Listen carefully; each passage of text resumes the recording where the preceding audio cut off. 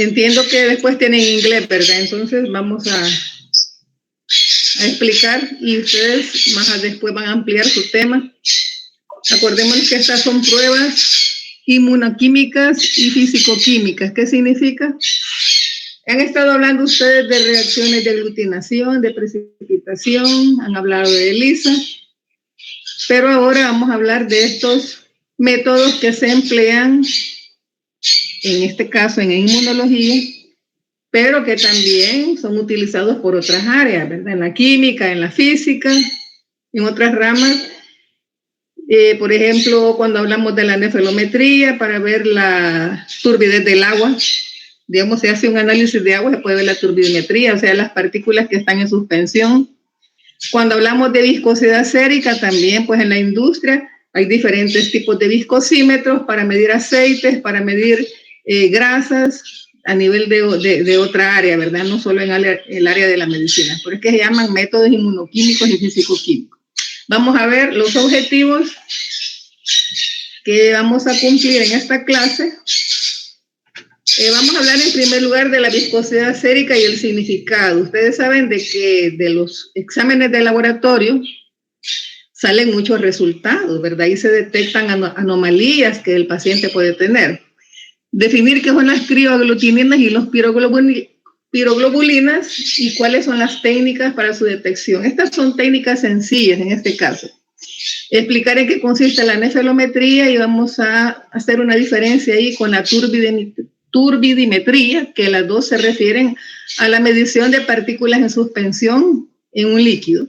Y por último, los métodos de utilidad para detectar ya no antígenos solitos ni anticuerpos por separado para que se unan en la reacción utilizando un antígeno conocido o viceversa, un anticuerpo conocido, sino que esto es más difícil y la bibliografía explica, pues describe de que no es fácil hacer estas mediciones porque se tienen que detectar los complejos inmunes. ¿A dónde?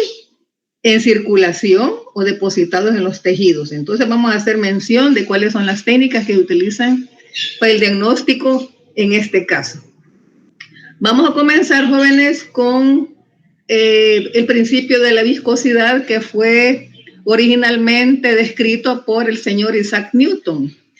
Estos principios que se ven en inmunología tienen que ver con la física, con ecuaciones, con las leyes de la matemática, pero eso no lo vamos a ver, ese es para otra área, ¿verdad? Entonces vamos a ver primero qué es un fluido.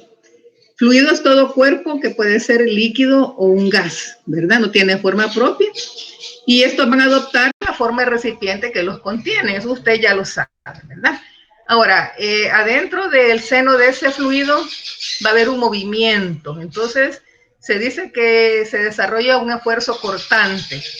Ya vamos a ir comprendiendo un poquito estos términos, ¿verdad? El esfuerzo cortante. Entonces, adentro del seno de un líquido o de un gas, hay un movimiento, entonces dice que se va a desarrollar un esfuerzo cortante cuya magnitud depende de la viscosidad del fluido. La viscosidad no es más que todo que el grosor, el espesor. Si no, imaginémonos un vaso de aceite o un vaso de miel de abeja y un vaso con agua. ¿Cuál creen ustedes que es más viscoso?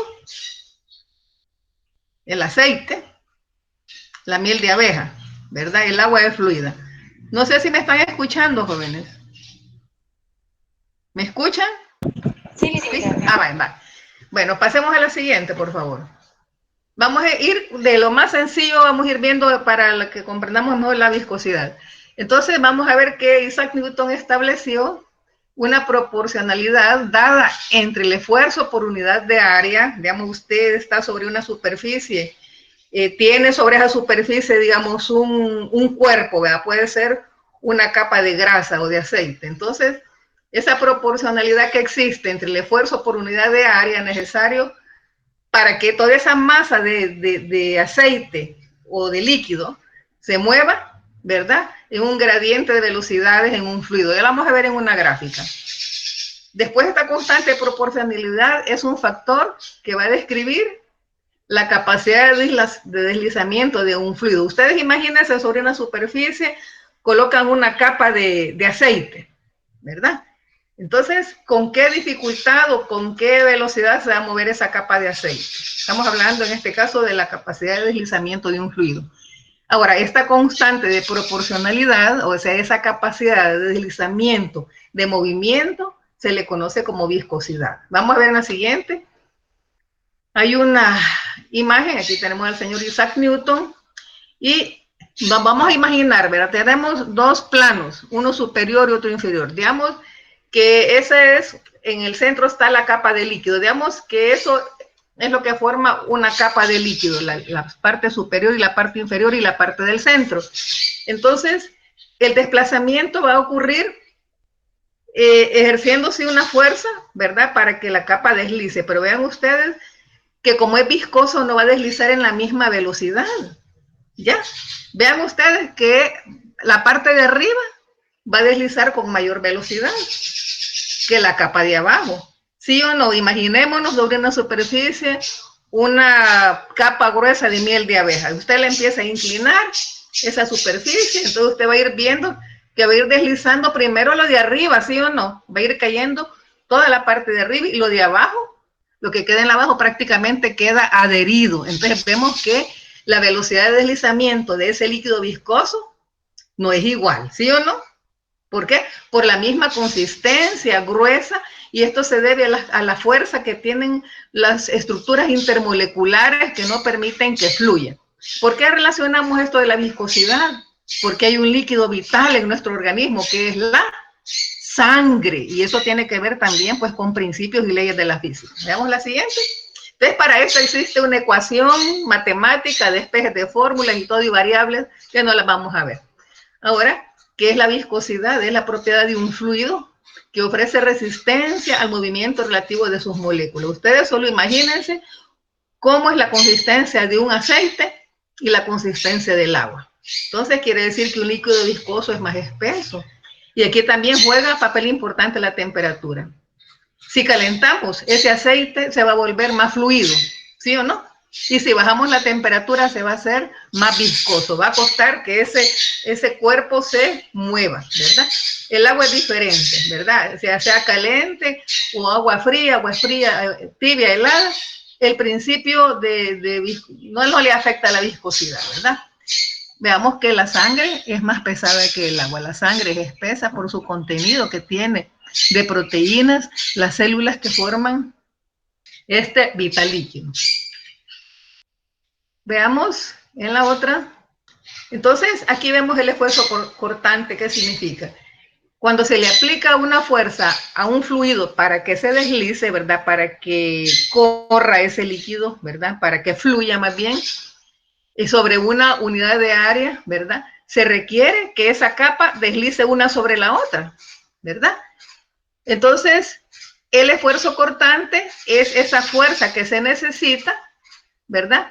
Para que esa sustancia vaya deslizando sobre las capas de la misma sustancia. Entonces, aquí les he puesto un dibujito, un esquemita. La fuerza cortante en este caso es como un deslizamiento, ¿va? Como una fricción.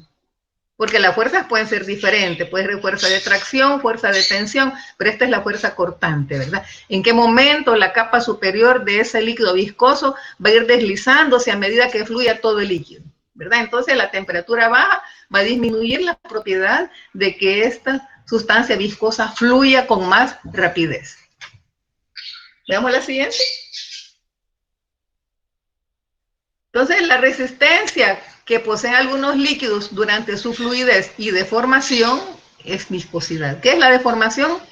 Es el cambio de volumen, ¿verdad? De aspecto que toma un líquido, ¿verdad? Cuando fluye. Entonces, entre más viscoso es un líquido, tiene más fuerzas intermoleculares para limitar la fluidez de este líquido. Aquí tenemos pues una fotografía en donde se ve el aceite, ¿verdad? Derramándose sobre un recipiente. Veamos la siguiente. Aquí tenemos en este esquema también, ¿verdad? El cambio de volumen, el cambio de formas, ¿verdad?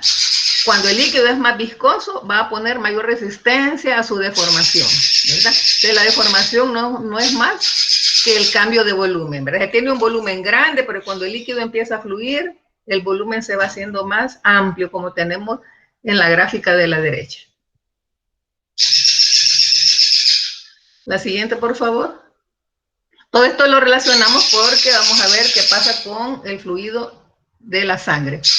Ejemplos, tenemos la miel, es un líquido muy viscoso, ¿verdad? La sangre, el champú, ¿verdad? Los lubricantes para vehículos son líquidos muy viscosos. O sea, quiere decir que se derraman con dificultad, ¿verdad? Usted deja un líquido como el aceite de motor y para que fluya del recipiente tarda un gran montón, ¿verdad? Porque no es, ese espesor que tiene limita su fluidez, no se derraman con facilidad.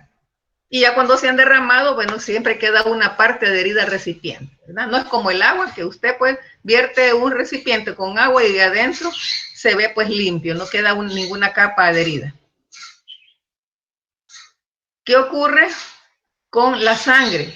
Bueno, la sangre tiene cierta viscosidad normal. Ya cuando se habla de síndrome de hiperviscosidad, ya el individuo cae pues en una anormalidad. Habría que detectar qué situaciones lo han llevado a tener ese espesor de esa sangre, que lo que hace es limitar la circulación y eso puede dañar pues órganos y puede afectar pues la salud del paciente. Entonces, la viscosidad de la sangre va a reflejar la capacidad del suero para que vean en estas venas, estos capilares, ahí donde se ve realmente pues que la viscosidad tiene un papel bien importante en los vasos de pequeño calibre, de pequeño grosor, ¿verdad?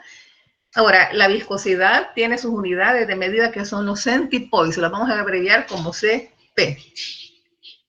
Ahora, el centipoise, hay otras unidades, ¿verdad? Pero es el más común y se compara con la viscosidad del agua, que es de 1.0020 a 20 grados centígrados. Bien importante tomar en cuenta la temperatura, ¿verdad? Porque dijimos que la temperatura influye en la viscosidad.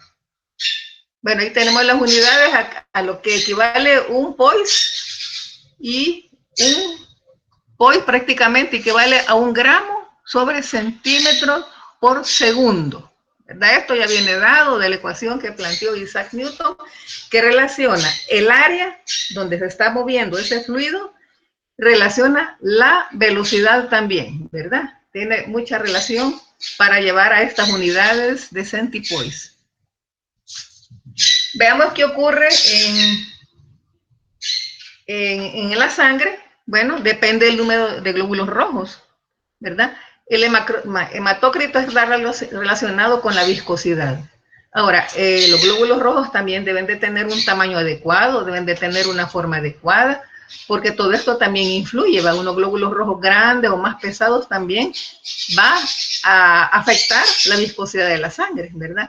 Si los glóbulos rojos están deformes en el tamaño, ya sea que son microcíticos o macrocíticos, afecta, ¿verdad? Si son macrocíticos, lógicamente va a haber más viscosidad porque ocupan más espacio y también si tienen más hemoglobina.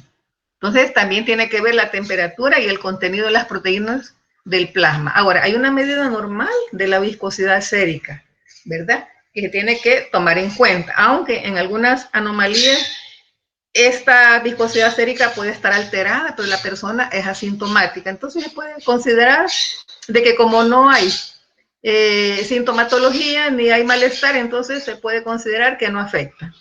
O sea que se puede decir que la persona pues tiene una viscosidad sérica, no en los niveles normales, pero todavía no hay síntomas clínicos.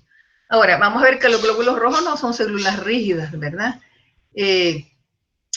Tienen una cierta flexibilidad de la membrana. Claro que el glóbulo rojo cuando está viejo tiene que eliminarse, ¿verdad? Son 120 días de promedio de vida. El llenado, pues, relativamente escaso de las células, la superficie, el volumen y diversas formas de fluir. Bueno, todo eso tiene que ver con el contenido de sustancias que van a alterar la viscosidad de la célula, su contenido, la flexibilidad de la membrana, la superficie, el volumen. Todo esto va a alterar las diversas formas al fluir, ¿verdad? Si hay una anormalidad en el tamaño, en el contenido de hemoglobina, en la flexibilidad de la membrana. Entonces, esto también va a alterar pues que ese líquido vital que es la sangre tenga dificultad para fluir y se va a volver más espeso. Veamos la siguiente, por favor. Vale, las células de reposo tienen de 7.5 micras de diámetro y tienen esa capacidad de circular por los delgados capilares, como ya lo vimos. Ahora, también ese recambio, ¿verdad?, de glóbulos rojos hace posible de que no se llegue a una cantidad, a una población exagerada que pueda darle espesor a la sangre, ¿verdad? Sino que hay un recambio, ¿verdad? Las células viejas se eliminan y vienen las nuevas, entonces eso logra una homeostasia, ¿verdad? Entonces vemos que son retenidos y eliminados por células fagocíticas, los glóbulos rojos ya envejecidos, que ya no tienen ese movimiento, que ya no tienen esa flexibilidad, ¿verdad? El cuerpo es bien sabio para poder quitar lo que ya no les funciona. Siguiente, por favor. Bueno, la sangre no presenta una viscosidad constante, ¿verdad? Entonces, las células, los leucocitos, los glóbulos rojos, las proteínas, son las principales responsables de la viscosidad. Ahora, el hematócrito, o sea, la cantidad de glóbulos rojos, el recuento, como la velocidad del flujo, el diámetro del vaso también, van a modificar la viscosidad de la sangre. Si el diámetro es pequeño, lógicamente va a haber dificultad para que este líquido fluya. La siguiente, por favor. Veamos el interior de un vaso. Vean ustedes que los glóbulos rojos, ¿a dónde se mantienen normalmente? En el centro del vaso, ¿verdad? Entonces, a altas velocidades, digamos, cuando el vaso, el calibre del vaso es mayor, entonces la sangre fluye con una velocidad constante, ¿verdad? Porque las células, vean ustedes, están en el centro del vaso, no se adhieren a las paredes, ¿verdad? Entonces, esa es condición normal, ¿verdad? De que las células fluyan, que no se queden adheridas, y esto aumenta, pues, lógicamente, la velocidad del flujo sanguíneo. Ahora, hay enfermedades que producen rigidez de las células, ¿verdad? Y esto también provoca resistencia a la deformación. Entonces, por ejemplo, la acidosis, la hipertermia, cuando los eritrocitos son viejos. Ahora, cuando la viscosidad de la sangre está aumentada, es porque la cantidad de células que están disueltas, suspendidas más bien en ella, aumenta. También está impartida por la cantidad de proteínas y por el plasma. Entonces hay valores normales, ¿verdad?, de estas células que tienen que ver pues con la viscosidad normal. Ahora, ¿en qué momento se pierde la fluidez de la circulación de la sangre?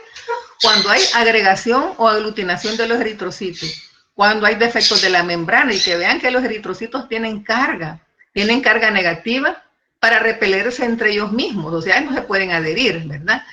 La fluidez de la sangre también se pierde cuando hay aumento de la viscosidad intracelular y alteraciones morfológicas del eritrocito. Eso ya lo habíamos visto. La siguiente, por favor.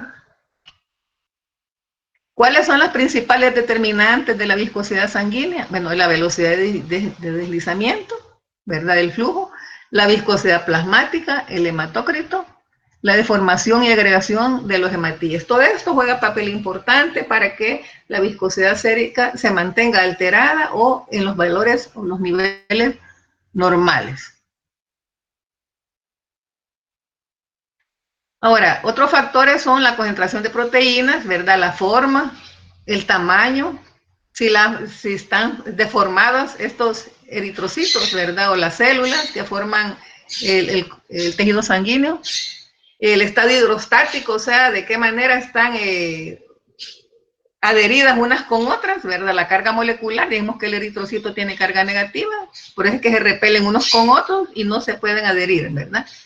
Y la sensibilidad de las proteínas a la temperatura. Entonces, todos estos factores pueden alterar las medidas de la viscosidad. Con respecto a las proteínas, bueno, sabemos que la albúmina es la más abundante, ¿verdad? En una medida electroforética, en una curva electroforética, se pueden ver bandas normales de las proteínas de la sangre, y la albúmina es la más importante, ¿verdad? constituyen cerca del 40% de las proteínas plasmáticas, pero no tienen mucha influencia sobre la viscosidad, ¿verdad? Estas no participan mucho en los fenómenos de viscosidad sanguínea, más que todo las células son las principales. Ahora, ¿cuáles son los factores que modifican la viscosidad? Tenemos la temperatura, sabemos que la viscosidad disminuye, ¿verdad? Un cuerpo, una sustancia se vuelve más fluida, menos viscosa cuando aumenta la temperatura. ¿Qué sucede en el interior de esta sustancia? Hay un movimiento de sus moléculas, ¿verdad? Hay, la energía cinética aumenta y esto quiere decir que está más fluido el seno de este líquido, digamos, de este componente. Entonces, no hay mucha fuerza de cohesión, se mantiene en movimiento constante, ¿verdad? Cuando la temperatura aumenta. Por ejemplo, un gas confinado en un recipiente, al calentarlo, bueno, las moléculas están más esparcidas, ¿verdad? Aumenta el volumen. La cantidad de agua también es importante y la presencia de los solutos. Todos estos factores modifican la viscosidad. Para medir la viscosidad sérica, bueno, les mencioné al principio que de los viscosímetros hay muchos para la industria de motores, para los alimentos, para medir componentes químicos, pinturas. Entonces hay una variedad de viscosímetros, pero en este caso vamos a describir lo que es el viscosímetro de Ostwald, ¿verdad? Consiste en un tubo de vidrio con dos ampollas, ¿verdad? Tenemos un tubo capilar y tenemos en la parte F donde se va a agregar el líquido a medir su viscosidad. Y ya les voy a explicar cómo es que se opera este instrumento de vidrio. Entonces, entre estas dos marcas, aquí apenas se ven las marquitas, aquí lo vamos a ver, ¿verdad? Entre A y B hay una marca, ¿verdad? Lo que se hace es, primero este material de vidrio, este instrumento de vidrio tiene que estar bien seco, bien limpio. Realmente lo que se mide acá es la viscosidad relativa o viscosidad aparente. ¿Por qué? Porque para medir la viscosidad verdadera tendría que hacerse in vivo y eso no es posible, ¿verdad? Entonces se extrae la muestra de sangre, se puede medir la viscosidad de la sangre, del plasma o del suero, ¿verdad? Entonces lo que se hace, se coloca, creo que en la siguiente diapositiva está, licenciado, en la siguiente diapositiva creo que está ya ilustrado con las letras. No, ¿quiero ver? La siguiente. Aquí va. Va, entonces veamos. El líquido que se va a medir, digamos, primero se trabaja con el agua porque aquí la viscosidad es relativa. Se trabaja con el agua como patrón de comparación. Se descarga el agua por el tubito F, ¿verdad? A llenar, pasa por la ampollita D hasta que llegue a la ampollita E, ¿verdad? Entonces, vean, en la ampolla E hay dos marcas. Hay dos. Vamos a tratar de que se llene la ampolla.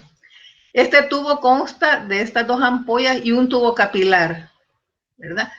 Entonces, se coloca el líquido a probar y luego se aspira por la parte G a que suba el nivel entre A y B. Luego se suelta el líquido y se toma el tiempo, ¿verdad? Va bajando el líquido hasta que llegue a la vejiguita D, ¿verdad? Entonces, el líquido va a fluir por gravedad de E hasta la rama derecha D. Este tiempo se toma en cuenta, hay que medirlo bien. Entonces, primero se hace con el patrón, que es el agua. Se seca bien y luego se deja caer la muestra de sangre o suero o plasma, ¿verdad? Con mucho cuidado, ¿verdad? Entonces, el mismo procedimiento. Luego que se tienen los dos resultados, se va a aplicar una formulita. Entonces, aquí lo que va a hacer es medir la viscosidad relativa o aparente. Entonces, veamos la siguiente, por favor. Tenemos otro viscosímetro que es el mismo, ya no lo vamos a explicar, pero es el mismo principio. Y veamos qué ocurre cuando aplicamos la fórmula. En la siguiente, por favor. Entonces, aquí les he descrito antes, ¿verdad? La anterior, por favor. El suero se tiene que calentar a 37, ¿verdad? Porque hagamos de caso que estamos trabajando con la temperatura corporal, porque si lo trabajamos a otra temperatura, acordémonos que la viscosidad disminuye, ¿verdad? Está influida, ¿verdad? A mayor temperatura aumenta la viscosidad. Si lo dejamos que la sangre se nos enfríe demasiado, que la guardamos en la refrigeradora, la viscosidad disminuye. Entonces tenemos que tener la muestra a 37 grados centígrados simulando la temperatura corporal, ¿verdad? Entonces lo que se va a hacer es registrar la velocidad de descenso, como les expliqué, ¿verdad? De preferencia sumergir en baño de agua para mantener siempre la temperatura. Entonces el patrón de comparación para esta prueba va a ser agua destilada. Y después ponemos la muestra. Entonces, el viscosímetro tiene que estar completamente seco. Primero se trabaja con el agua y después con la muestra, que dijimos que se puede hacer con suero, con sangre completa o con plasma. Luego se aplica la formulita, veamos en la siguiente, por favor. Solo hacemos una división, ¿verdad? La velocidad de descenso del suero en segundos sobre la velocidad de descenso en agua destilada. Y tenemos el valor. Los valores normales son de 1.4 a 1.9 centipoles. Entonces, personas pueden tener valores no tan normales, pero no tienen síntomas, ¿verdad? Entonces, pueden haber síntomas arriba de 5 cp, ¿verdad? Ahora, la presencia de fibrinógeno puede alterar la viscosidad, ¿verdad? Esto puede estar presente, el fibrinógeno, puede haber un error, ¿verdad? Puede ser que el fibrinógeno en ese momento nos esté dando una viscosidad un poco elevada y esto se debe a estados inflamatorios no específicos. Entonces habrá que investigar por qué ocurre esto. Veamos la siguiente, por favor. Entonces ya vimos que la velocidad, esto ya no lo vamos a repetir porque lo había mencionado, esta es una síntesis de lo que altera la viscosidad. Ya lo habíamos mencionado y aquí tenemos otro tipo de viscosímetros también empleados en el laboratorio, ¿verdad? Para poder tomar la medida de la viscosidad sérica. Ahora, ¿cuáles son las enfermedades que se asocian a este síndrome de hiperviscosidad, verdad? Cuando se aumenta el número de glóbulos rojos, estamos hablando de policitemia vera. Están produciendo más glóbulos rojos y esto es a nivel de médula ósea, ¿verdad? Ahora, si hay aumento de los glóbulos blancos, estamos hablando de leucemias, ¿verdad? Entonces, todo esto pues habrá que verificarlo. ¿Por qué ocurre esta viscosidad, este aumento de la viscosidad? Veamos la siguiente, por favor. También, si las proteínas están aumentadas, ¿verdad? Puede ser que se sea producida por esta macroglobulinemia, que aquí se produce mucha inmunoglobulina M. Acordémonos que la inmunoglobulina M tiene un alto peso molecular. Estamos hablando aquí de macroglobulinemia de Waldenström. O cuando se agregan los eritrocitos, ¿verdad? Se van a apilar. Acordémonos que los eritrocitos tienen que ser flexibles, tienen que tener su carga negativa para que se puedan repeler, ¿verdad? Pero en este caso están apilando como monedas, vean ustedes. Ya vamos a ver ese fenómeno, ¿cómo se llama? Entonces, agregación eritrocitaria formando como pilas de monedas, vean ustedes los rollitos acá. Esto es en el caso del mieloma múltiple, un tumor pues de los linfocitos B, siempre a nivel de médula ósea. Ahora, si hay signos y síntomas del síndrome de hiperviscosidad, se tiene que ver, ¿verdad? Porque van a haber alteraciones circulatorias por una mayor resistencia al flujo sanguíneo. Imagínese usted la sangre viscosa del cuerpo que no pueda circular. ¿Cómo va a irrigar los demás órganos, verdad? Al final puede haber un daño. Veamos la siguiente. Ahora, ¿cuáles son las manifestaciones clínicas? Bueno, toda persona que pueda sentir todos estos malestares generales, ¿verdad? Decaimiento o astenia, anorexia, falta de apetito, fatiga. No quiere decir que todo el mundo tiene esto, ¿verdad? En algún momento podemos estar cansados y no tenemos esta condición, ¿verdad? Oftalmológicas, ¿verdad? Que tiene que ver la afección de las venas retinianas. Entonces la persona ya no ve bien, ve borroso, hay pérdida de la visión. 6 síntomas neurológicos, ¿verdad? Cefalea, mareo, vértigo, convulsiones, parecias. Vamos a ver la siguiente. Cardiovascular, ¿verdad? Todo lo que puede ocurrir, falta de cansancio, insuficiencia cardíaca congestiva, trombosis arterial, respiratorias, nefrológicas, es variada, ¿verdad? La sintomatología. Claro que va a haber una u otra de estas, ¿verdad? No necesariamente esta. Ahora, la evaluación de los pacientes con paraproteinemia tiene que ser también haciéndose un examen de viscosidad sérica, ¿verdad? puede haber aumento de proteínas séricas y se relaciona con este síndrome de hiperviscosidad. Y habíamos hablado del hematócrito que está en la misma relación de la viscosidad sérica. Bueno, vamos a ver los pacientes afectados, son aquellos que padecen de mieloma múltiple, leucemias, linfomas, la crioglobulinemia que la vamos a describir, la amiloidosis, la macroglobulinemia de Waldenström, ¿verdad? Entonces son anormalidades pues en la producción de estas inmunoglobulinas y células. Ahora veamos qué es una paraproteína. Esta es una gamma globulina producida por una clona celular del linfocito B o plasmocito, ¿verdad? Que son los que producen los anticuerpos. Entonces, cuando se hace una electroforesis, se va a ver pues las proteínas plasmáticas, aunque dijimos que no tanto influyen las proteínas plasmáticas, ¿verdad? En la viscosidad sérica. Pero se tiene que saber cuáles son las bandas normales de las proteínas séricas para poder concluir si también hay exceso de globulinas en este caso, ¿verdad? Entonces, a través de un proteinograma normal se puede ver, pues, comparar con un proteinograma de una persona con mieloma múltiple. Y ahí se pueden detectar, pues, el exceso de, en este caso, de inmunoglobulinas o de proteínas que tiene la persona. Veamos la siguiente. Entonces aquí tenemos, por ejemplo, las bandas con las cantidades. Dijimos que la albúmina es la que está en mayor proporción, aunque la albúmina no juega papel importante en la viscosidad sérica, pero sí la disminución puede indicar pues cirrosis o trastornos renales.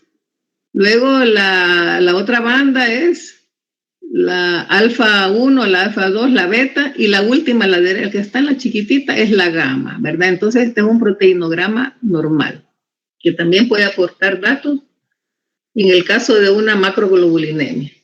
Entonces, ¿qué es una paraproteinemia? Es discrasia sanguínea, o sea, anormalidades, ¿verdad? Que cursa con una producción anormal de inmunoglobulinas. Cuando las inmunoglobulinas están produciendo en cantidades excesivas, también no es normal, ¿verdad? Entonces, ¿qué ocurre acá? Hay un tumor de células plasmáticas produciendo en esa forma desordenada este tipo de componentes, las inmunoglobulinas. Veamos la siguiente, por favor. Entonces, aquí veíamos el fenómeno de Reulax, ¿verdad? Reuleaux. O sea que el apilamiento de los glóbulos rojos como pilas de monedas. Bueno, ya lo habíamos mencionado.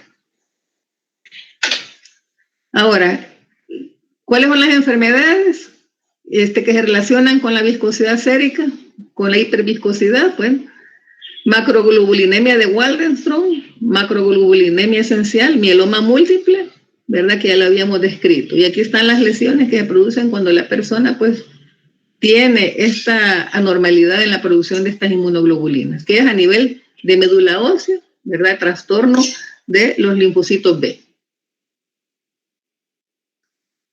La crioglobulinemia que la vamos a describir también, la púrpura hipergamma globulinémica, vean ustedes las lesiones que se dan, porque está relacionado con la viscosidad sérica, ¿verdad? También hay enfermedades reumatoides que se relacionan con complejos inmunitarios, la artritis reumatoide, vean ustedes aquí abajo, ¿verdad? Entonces, tiene que hacerse un estudio exhaustivo, ¿verdad? Por parte del médico para ver el origen de la enfermedad.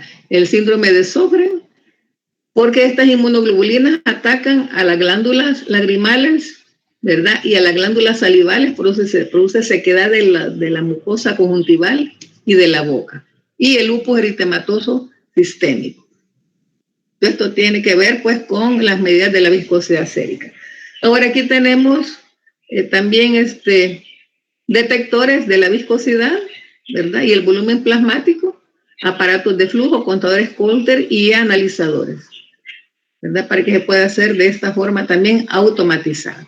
Vamos a ver ahora qué son las crioglobulinas. Estas son inmunoglobulinas que forman complejos con otras inmunoglobulinas o con proteínas y que cuando se ponen a temperatura baja van a precipitar.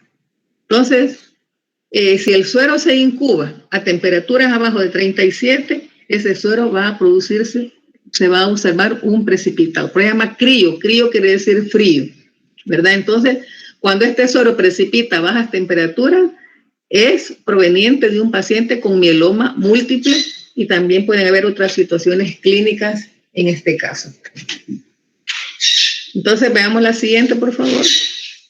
Entonces, Wintrow y Well observaron precipitados de tamaño variable, ¿verdad?, en los sueros provenientes de pacientes ya con este tipo de enfermedades. Entonces, pero ellos veían que cuando se ponían a temperatura baja, precipitaban los sueros, pero cuando se incubaban a 37 grados centígrados, el precipitado se disolvía, ¿verdad? Entonces, lo llamaron pues crioglobulinemia, de suero de crioglobulinas. Vamos a ver la siguiente. Ahora, estas crioglobulinas se pueden clasificar en 3 tipos, ¿verdad? Las de tipo 1, que son monoclonales, las de tipo 2, ahí va una mezcla, por eso se llama mixta esta, monoclonal y policlonal, y la de tipo 3 son policlonales. Entonces, como habíamos mencionado, que es una mezcla de inmunoglobulinas que pueden precipitar en frío. ¿Y a qué se refiere esta clasificación? ¿Qué es lo que podemos ver? Entonces, la de tipo 1 es una inmunoglobulina monoclonal IgM o IgG que no tiene actividad de factor reumatoide, ¿verdad? Nada que ver, porque sabemos que es el factor reumatoide. Es un anticuerpo dirigido, ¿verdad?, con otro anticuerpo normal. Está dirigida también este tipo 1 para neoplasias hematológicas, mieloma múltiple y linfoma de linfocitos B. La tipo 2, la 2 y la 3 son mixtas, ¿verdad? Porque tienen IgM monoclonal con IgG policlonal, y esta sí tiene actividad de factor reumatoide. Y la de tipo 3 es mixta también, IgM y IgG policlonales con actividad de factor reumatoide. Entonces, no solo están relacionadas con el mieloma múltiple y con otras normalidades de la médula ósea, sino que también con enfermedades virales. Por ejemplo, las de tipo 2 y 3 están relacionadas con infección crónica por el virus de la hepatitis C. Entonces, habrá que analizar, ¿verdad?, el origen de esta precipitación en frío. ¿Qué se hace para hacer el examen? Bueno, desde el momento que llega el paciente, ya tiene que tener anticipadamente la persona del laboratorio una jeringuita a 37 grados centígrados precalentada, ¿verdad? No se usa anticoagulante, ¿verdad? Entonces, porque se necesita el suero. El suero es el que se va a trabajar. Entonces se toma la muestra, ¿verdad? Se trata de que no baje la temperatura, ¿verdad? Mantenerla a 37 grados centígrados, centrifugar a 37 grados centígrados, ¿verdad? Y de ahí dice que se realizan diluciones con factor de dilución 2. Se pueden incubar de 0 a 4 grados centígrados por 24 horas y lo que se va a hacer es observar el resultado, ¿verdad? Si se da la formación de un precipitado visible a las 24 a 72 horas. Entonces, ¿se puede revertir la precipitación? Sí, se puede incubar a 37 nuevamente. Entonces, incubar a 37 y repetir la lectura. Ahora, se puede dejar la prueba para un resultado tardío por una semana. Veamos en los 3 tubitos, ¿verdad? Se pusieron 3 tubitos. El primero a 7 días, ¿verdad? Y después, lo que vean ustedes, el tubo 3 se tiene que centrifugar. Se tiene que centrifugar y obtener el precipitado, y ese se va a pesar porque hay que hacer la prueba cuantitativa. Se tiene que caracterizar la inmunoglobulina. Entonces se tiene que medir la cantidad de proteína insoluble o criocito, ¿verdad? Se ve un precipitado blanco en el suero, ¿verdad? Ahora, se quiere probar que es una crioglobulina, hay que ponerla a 37 grados centígrados para que el precipitado desaparezca. Entonces, hay casos en que esta crioglobulina puede estar presente, ¿verdad? Pero no afecta. Se puede decir que no está asociado con ninguna enfermedad. Vamos a ver la siguiente, por favor. Entonces, aquí tenemos la técnica, ¿verdad? La colección de la muestra, la obtención del suero, ¿verdad? Mantener a 37 grados centígrados la muestra, incubar a 4 grados, ¿verdad?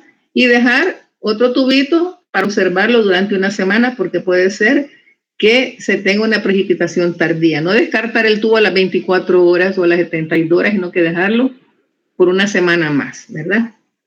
Bueno. Ahora, el crioprecipitado se puede cuantificar. Quiere decir que se obtiene el precipitado, ¿verdad? Se centrifuga, se obtiene el precipitado y después se puede medir la absorbancia a 250 nanómetros o se puede hacer una inmunoelectroforesis o una electroforesis de inmunofijación, como la tenemos acá, para caracterizar el tipo de proteína obtenido en esa prueba. Veamos la siguiente, por favor. ¿Cuál es el significado clínico? Bueno, las crioglobulinas de los tipo 1 y la 2 pueden estar presentes en el suero, ¿verdad? Incluso a más de 5 miligramos por mililitro.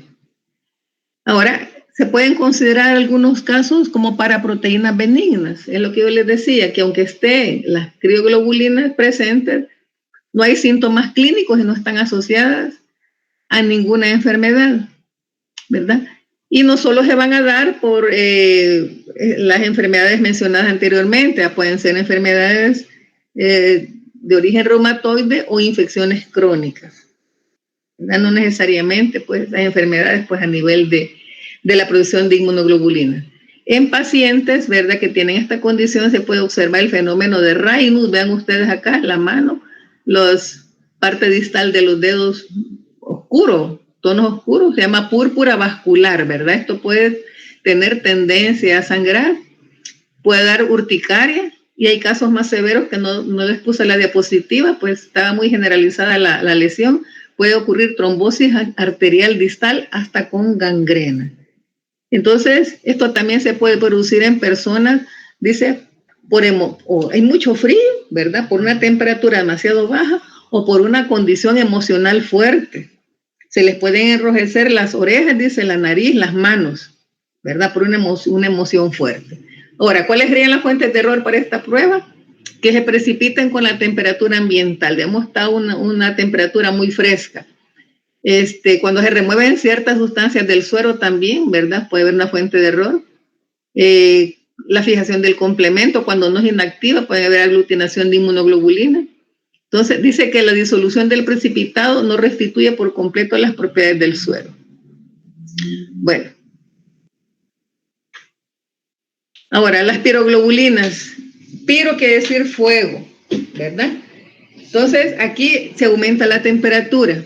Entonces, ¿qué son? Son inmunoglobulinas monoclonales que precipitan irreversiblemente si se calientan a 56, ¿verdad? Cuando se quiere inactivar el complemento, ¿verdad? Para que no interfiera en una reacción, entonces se va a calentar a 56 grados. En este caso pueden precipitar, ¿verdad? Entonces ahí se descubren. La persona estaba haciendo una prueba que tenía que inactivar el complemento, pero ahí lo llevó a 56 grados y le pareció ese precipitado. Esto se detecta en pacientes con mieloma múltiple, pacientes con macroglobulinemia, trastornos linfoproliferativos, lupus eritematoso sistémico, carcinoma. También estas piroglobulinas no pueden estar relacionadas con ninguna enfermedad, ¿verdad? Precisamente, pues se detectaron, pero no hay ninguna enfermedad relacionada. Bueno, vamos a ver la siguiente. La nefelometría y turbidimetría, bueno, los dos son principios que van a medir la turbidez, quiere decir la cantidad de partículas en suspensión en una muestra. Entonces, ambas miden la turbidez, con la diferencia de que la nefelometría mide la luz que se dispersa y la turbidimetría va a medir la disminución de la luz que se transmite. O sea que cuando una partícula es irradiada, ¿verdad?, puede o absorber la luz, la puede desviar, la puede reflejar, ¿verdad? Entonces, en este caso, la nefelometría mide la luz que se dispersa en un ángulo variable, generalmente de 90 grados. Ya vamos a ver un esquemita por ahí. Veamos, licenciado, por favor, la siguiente. Entonces, aquí tenemos los dos principios para que veamos la diferencia. Tenemos una lámpara, ¿verdad? La luz incide en un tubo con la muestra, en donde tenemos una suspensión de partículas. Ahora, en el caso de la turbidimetría, vean ustedes que el rayo atraviesa la muestra y cuando ya sale el rayo que atraviesa la muestra, la luz ya no es la misma, ¿verdad? Ya la luz disminuyó. Entonces aquí se va a tener una medición turbidimétrica, ¿verdad? Que se manda a un aparato para que dé los resultados. En el caso de la nefelometría tenemos la lámpara de luz incidente, pero vean ustedes, las partículas que están en suspensión lo que hacen es dispersar la luz. ¿Qué es dispersar? La desvían, ¿verdad? Y llega a un detector donde se realiza la medición nefelométrica. ¿Quedó claro? Entonces lo que hace la nefelometría es obtener la medición de la luz dispersada. ¿Quiénes dispersan esta luz? Las partículas en suspensión que están en esta muestra. Este es el principio. Entonces, en el caso de la nefelometría, se utiliza una lámpara de arco de mercurio o de diodos de neón, ¿verdad? O lámpara de xenón. No se necesita colimador porque también se tiene un rayo láser para que concentre los rayos, ¿verdad? El colimador es para concentrar los rayos. Y luego se tiene el medidor del resultado. Pero este es el principio. La luz dispersa se ve en la nefelometría. Entonces, Libby en 1938 diseñó estos aparatos para medir la dispersión de la luz. Nefele, ¿verdad? Dio origen al nombre de nefelometría, que significa nube o neblina. ¿Qué es lo que se mide? Partículas en suspensión. Entonces, las unidades las va a dar el detector de turbidimetría, ¿verdad? Cuando detecte la luz. Vean ustedes el ángulo, ¿va? El detector de nefelometría, en este caso, nefelometría, lo dan un ángulo de 90, aquí va. El otro, la turbidimetría, lo da en el mismo nivel del rayo, en la misma dirección del rayo, pero el detector de nefelometría lo va a dar en un ángulo de 90, ¿va? Ahí se va a ver en la luz dispersa, la luz dispersada. Entonces, nuevamente tenemos el principio, consta de una fuente de luz, ¿verdad? El rayo atraviesa las partículas en suspensión, se dispersa el rayo y llega directamente a un registrador, ¿verdad? No es que el rayo atraviese la muestra y siga la misma dirección. Entonces volvemos a tener acá, ¿verdad? El rayo láser, ¿verdad? Es el que concentra los rayos provenientes de la fuente de luz, ¿verdad? Y se deriva el rayo, pero el detector está tomando las medidas ahí de los resultados de la concentración de esa muestra. Entonces, en este caso, tienen cubeta con inmunocomplejos. Ahora, las mediciones, sí, cubeta con inmunocomplejos, antígeno, anticuerpo. Entonces, la fuente de luz es una fuente de diodos y la lámpara que concentra es la de rayos láser. Las mediciones se realizan en un determinado ángulo en relación con dicho haz de luz, generalmente a 90 grados. Ahora, la condición para hacer esta prueba de nefelometría es que la suspensión tiene que tener una cantidad baja de partículas, la concentración baja de partículas.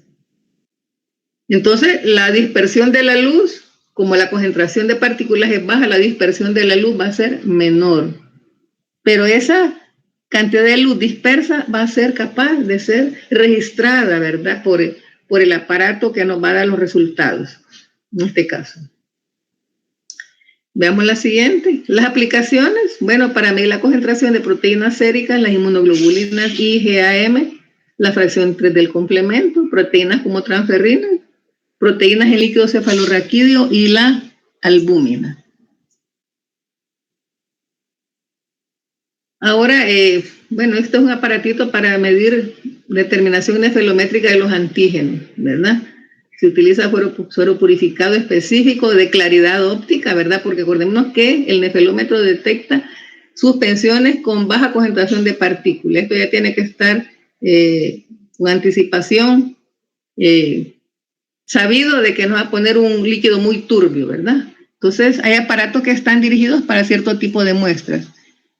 Entonces, se coloca en la cubeta, se activa el rayo de luz, está la celda fotoeléctrica y se mide la densidad óptica, ¿verdad? De esa desviación de ese rayo, ¿verdad? En unidades de nefelometría. Veamos la siguiente. La aplicación de esta técnica en inmunología. Bueno, aquí tenemos todas las aplicaciones.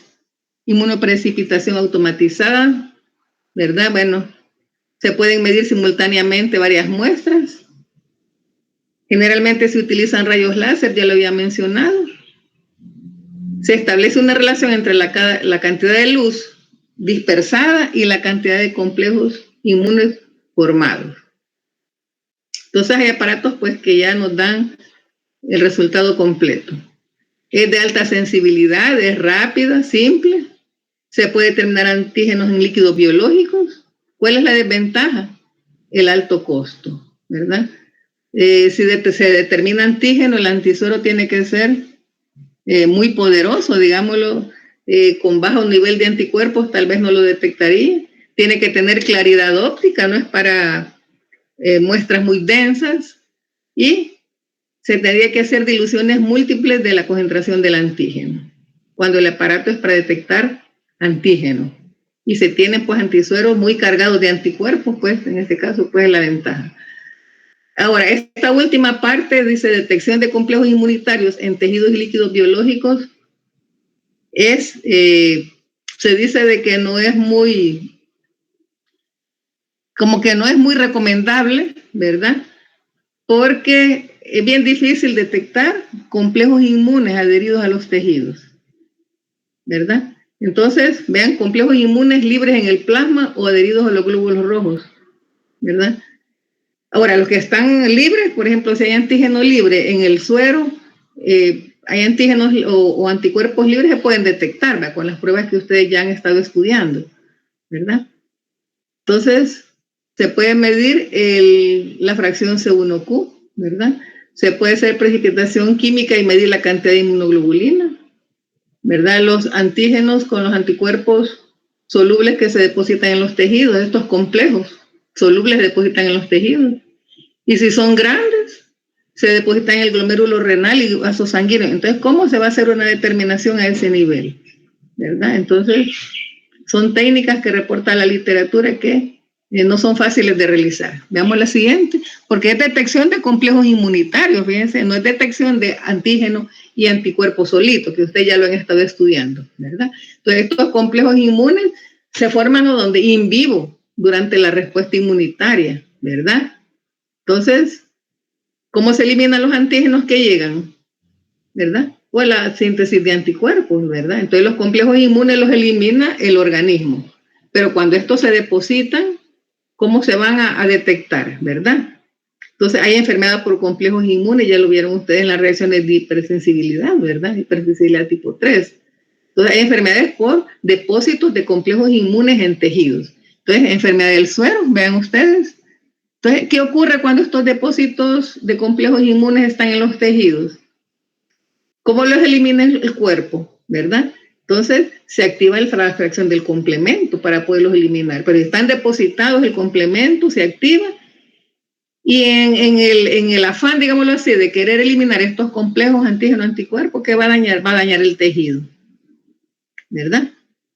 Bueno, por eso es que hay lesiones a nivel de los tejidos. Entonces se produce daño tisular. Entonces esto ocurre pues en las enfermedades reumáticas, enfermedades hematológicas, enfermedades renales, ¿verdad? Entonces, ¿qué hay acá? Hay complejos inmunes en circulación o depósitos en los tejidos.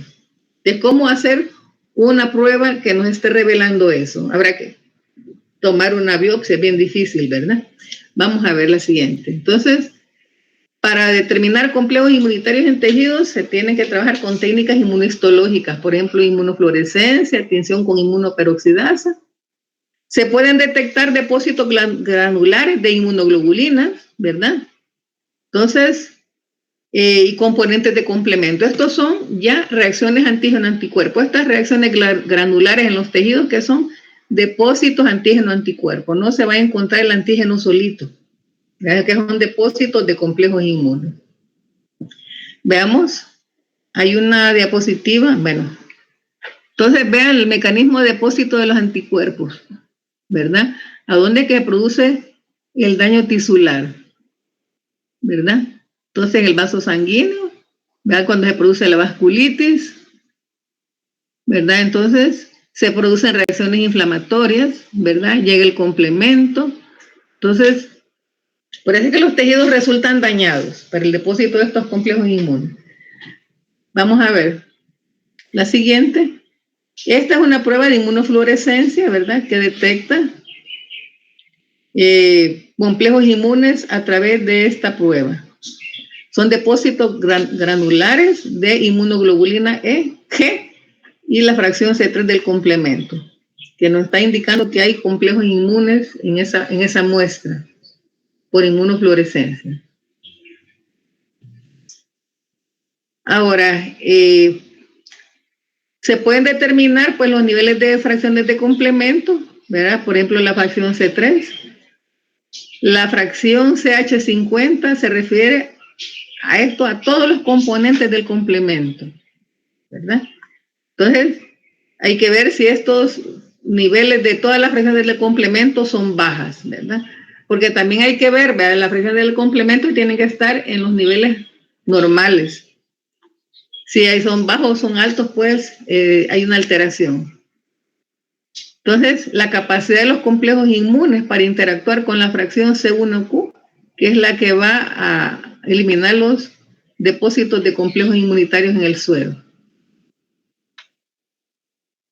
Ustedes pueden hacer estas determinaciones en suero y con líquidos biológicos.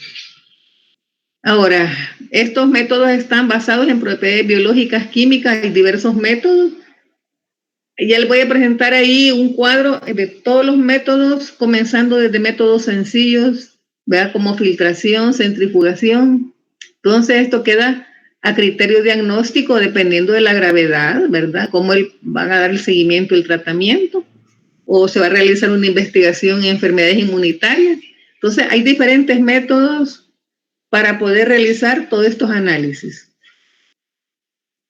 Vamos a ver lo siguiente.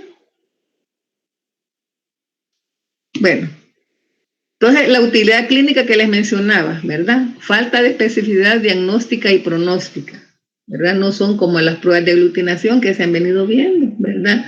Las pruebas de ELISA, las pruebas para alergias, ¿verdad? Que son más específicas y son diagnósticas y pronósticas también, ¿va? Cómo ir evaluando, pues, el resultado de estas pruebas. Entonces, también pueden haber complejos inmunes presentes en ausencia de depósitos tisulares. ¿Cómo se van a detectar estos complejos inmunes circulantes, verdad? O pueden estar ausentes en el suero y presentes en los tejidos. Entonces, ¿cómo se va a ir a buscar en tejido o en el suero estos complejos antígeno-anticuerpos? Entonces, hay discrepancia, no hay, como les dijera, una determinación en los resultados de los diferentes análisis, ¿verdad? Entonces se considera que son de poca utilidad todas estas pruebas, aunque pues habrá unas que son de importancia, veamos.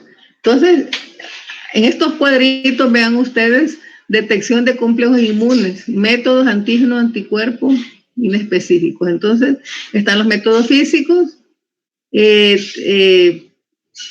los métodos basados en las técnicas con complemento, técnicas de antiglobulinas. Entonces, en los métodos físicos tenemos ultracentrifugación, filtración, electroforesis, precipitación, ¿verdad? De ahí los microtest de consumo de complemento, precipitación de complemento, de inmunoensayo. Algunos de estos sí se pueden, como que son aproximados a hacer un diagnóstico. El test con factor reumatoide, ¿verdad? Otros test con antiglobulinas, sí. Entonces, hay métodos que sí se pueden realizar, ¿verdad? Detección de complejos inmunes. Vamos a ver, pero cuando ya están depositados en los tejidos es bien difícil. Veamos en la otra diapositiva, hay otras técnicas que se pueden realizar.